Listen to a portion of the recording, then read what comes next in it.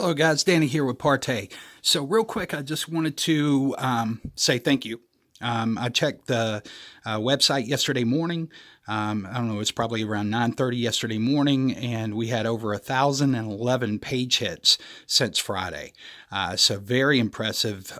Thanks go to you guys.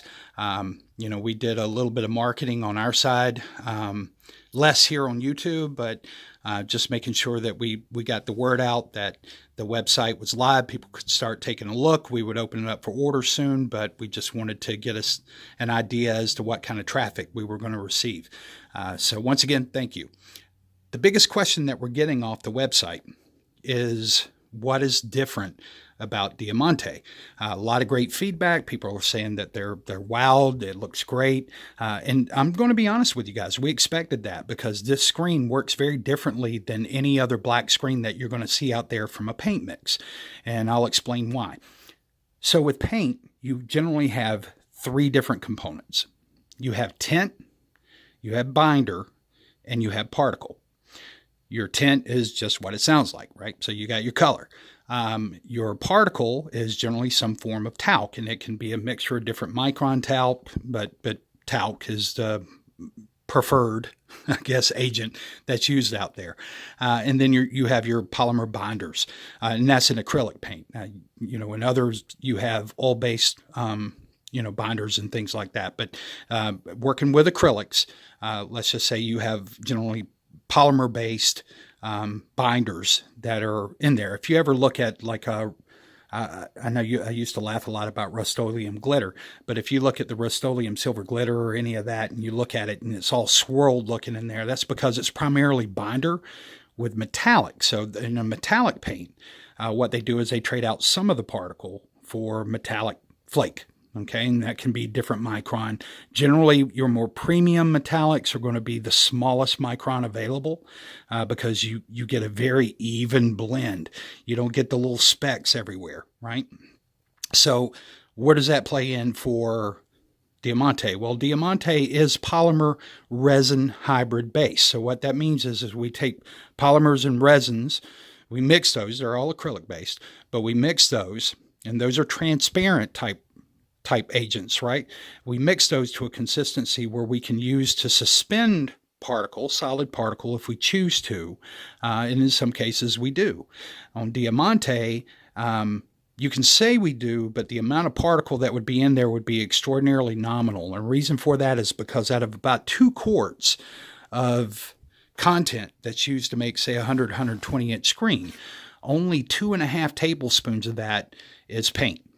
2.5 tablespoons of black paint are used in there, and it's just for a tinting agent.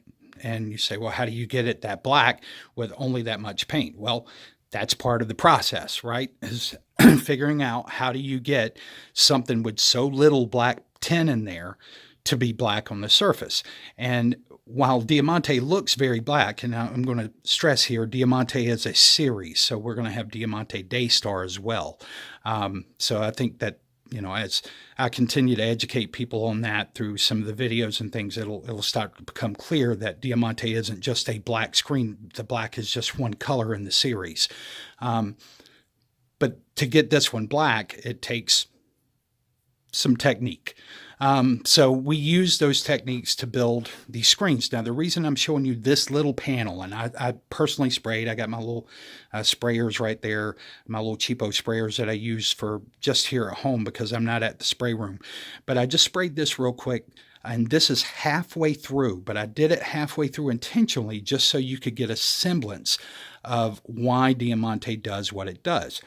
So this is 4 out of 7 layer coatings that would go on a final screen. Of these 4, essentially they're put into a specific sequence that allows you to lens the light that's received from the projector and lens to increase your gain. So the whole point of that is to increase your gain. You want to lens it so that you can, almost like a Fresnel, but it's not a Fresnel. It doesn't have the patterns of a Fresnel. But similar to that, you're trying to coalesce all your light and hold it and as much close an area, tight an area, without losing a lot to absorption and losing a lot to diffusion, which is going to happen whenever you introduce particle into a screen. And I'm just going to give you an idea here. Now it's very hard for me to capture the image in the phone, so I'm going to try to drill in here. But you can see this is a white high gloss paint here on the trim, and this is black. Now it's an ugly image right now, granted. It's in its infantile stages. It would need the 3 coats. So the reason I stopped at the 4 is because these first 4 coats, what they're for is to build up gain. The whole purpose of the first 4 coats are to build up gain. We build this up between a 1.6 to a 1.7 gain, has about a 40-degree viewing angle. As a matter of fact, if I come over here and look to the side, you can see I'm not seeing anything. You can see here, you're seeing very, very little, reflected on the image. So we go back over, and you can see it's a very different concept, right? So then the last 3 that we put on, the whole purpose of those last 3 are to diffuse the light as it enters the screen. And what that does is it balances out the image, so you don't get this harsh image. It balances out the image in different diffusion patterns. So, it's not just a matter of what we put on the layer. It's how we put on the layer too. So technique has a lot to do with it. I'd say 50% of it is technique. And the purpose of that is so that we can diffuse it very subtly in stages as the light leaves the screen. And then we're able to open that viewing cone up to about 100 degrees. And then from your half gain on, you still have a beautiful image. As a matter of fact, I would go ahead and defend very easily that our half gain brightness is probably still brighter than most folks' black screen. And the reason for that is because they lose so much to absorption that you're generally only going to have, a 0.7 to a 0.8 is going to be a highly reflective black screen. The ones that I've seen out there, I can pretty much guarantee they're not going above a 0.8 gain. The reason for that, very easy to see. When you can go from side to side and the brightness doesn't change, you have not left, say, a 1.3 territory. I'm not saying that there couldn't be a 1 gain out there. There may be, but I haven't seen it. That's not something that I'm seeing whenever I look at the screens that are out there. The brightness, the colors, and everything can look really, really good, but it's still going to be a dimmer image. And that's the reason these folks are telling you you're going to need like a 3,000, 4,000, lumen projector to be able to get those kind of images. I can tell you right now, with 256 lux hitting this side of the screen, it was about 180 over here. But with 256 lux, I could get this whether I was using a 2,500 lumen projector, which I've used. As a matter of fact, let me call out, I did a video earlier that showed me doing or projecting across this room into the kitchen with the light on in the kitchen right in front of the screen from 32 feet with a 2,500 lumen projector, and you were still pulling up a very nice image from that distance. The reason for that is because the way this is engineered, it is engineered to give you maximum reflectivity back, but be balanced enough not to spot. Because I've always said, I'm not going to give you a hot spot screen. So that was part of the challenge of engineering the screen, is getting it to the point to where you would be super reflective, but then be able to mute it enough so that you didn't get hot spots. And, you got it just a well-balanced image across the screen. So that's how Diamante works. Now, so the last 3 coats on this would give you essentially the end result, which you've seen on the test panel. You haven't seen the final panel yet, which that one's I'm really excited. I have to smile as I even say it. I'm looking forward to showing you guys the final screens, the Daystar and the Diamante Black. But hopefully this will give you some insight into how those work. Now, it's really, really a black screen. As a matter of fact, let me grab it here, and I'll show you.